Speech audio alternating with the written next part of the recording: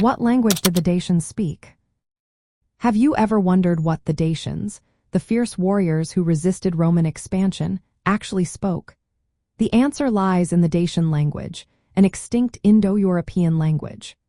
This language was used in the ancient region known as Dacia, which corresponds to what we now call Romania and parts of neighboring countries. The Dacian language is often considered closely related to the Thracian language, which was spoken south of the Danube River. Scholars frequently group these two languages together under the term Daco-Thracian. In this grouping, Dacian refers specifically to the dialect spoken north of the Danube, while Thracian refers to the dialect spoken south of it. Both Dacian and Thracian shared common features typical of the Sottom branch of the Indo-European family. For instance, certain sound changes occurred where the original Indo-European sounds transformed into new ones. This linguistic connection shows how these ancient cultures were intertwined. During the Dacian Wars, which took place under Emperor Trajan, the Romans encountered the Dacian language firsthand.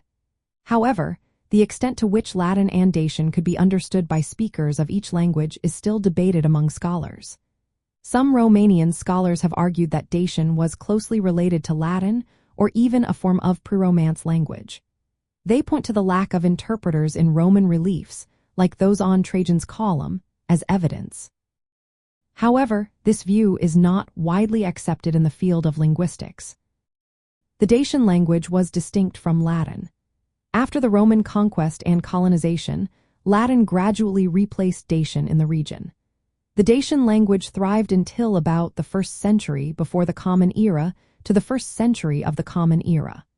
This period saw the consolidation of Dacian tribes under King Burebista and later the Roman conquest.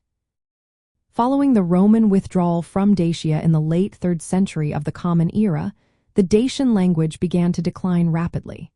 This decline was accelerated by the arrival of other groups, such as the Goths and later the Slavs.